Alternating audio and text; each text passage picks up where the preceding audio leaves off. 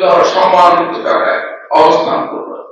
প্রশাসন বলেন, সামাজিক অনুষ্ঠান বলেন, মুক্তিযুদ্ধকে বাদ দিয়ে আমরা এই দেশের আর কিছুই ভাবতে চাই না। বাংলাদেশকে রাজাকার মুক্ত করার ঘোষণা দিয়ে দেশের স্বাধীনতা সার্বভৌমত্ব রক্ষায় বিএনপির ধানের শীষ প্রতীকে ভোট দেওয়ার আহ্বান জানিয়েছেন ফরিদপুর 1 আসনের ধানের শীষের প্রার্থী খন্দকার নাসিরুল ইসলাম। তিনি বলেন, চলুন দেশের স্বার্থে স্বাধীনতা বিরোধী চক্রকে বাদ দিয়ে আমরা সকলে ঐক্যবদ্ধভাবে এগিয়ে যাই।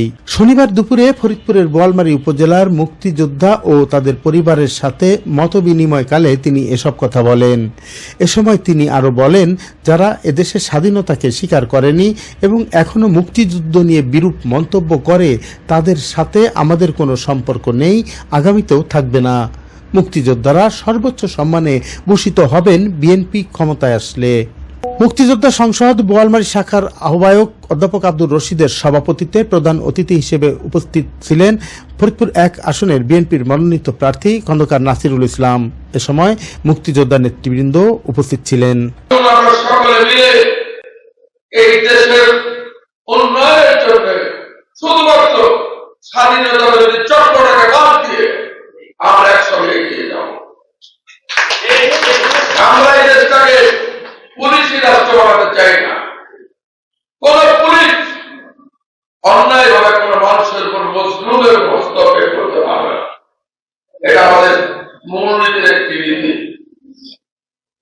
যারা এই দেশের স্বাধীনতার বিরোধিতা করেছিল, 30 লক্ষ লোক যারা জন্য শহীদ হয়েছিলেন, 4 লক্ষ মানুষকে ধর্ষণের উপর হত্যা করেছে, যারা স্বাধীনতাকে স্বীকার করে না, যারা এখনো স্বাধীনতা যুদ্ধকে বলে 54 বছরের বস্তাবতা ইতিহাস, তাদের প্রতি আমাদের স্বীকৃতি নাই, হাক নাই, বর্তমানে ভবিষ্যৎ থাকবে না। এই দেশটাকে রাজাকার মুক্ত করাই হচ্ছে বিএনপির মূল লক্ষ্য। আমাদের নেতা, যিনি আমাদের এই দলের স্রষ্টা, তিনি মুক্তিযোদ্ধা একজন, তিনি ফ্রিডম ফাইটার। কিরকম ফ্রিডম ফাইটার? 9 জন সেক্টর কমান্ডার ছিলেন। Ziaur Rahman, he was only the sector commander who fought in the warfare directly. Ziaur Rahman only the sector commander যিনি যুদ্ধ করে, যুদ্ধের ময়দানে যুদ্ধ করেছেন।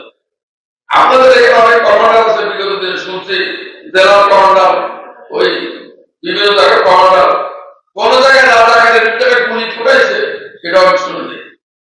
দাবি করে আমি মুক্তিযোদ্ধা, কমান্ডার, আমি নাম বলছি না, আমরা বুঝে নেবেন।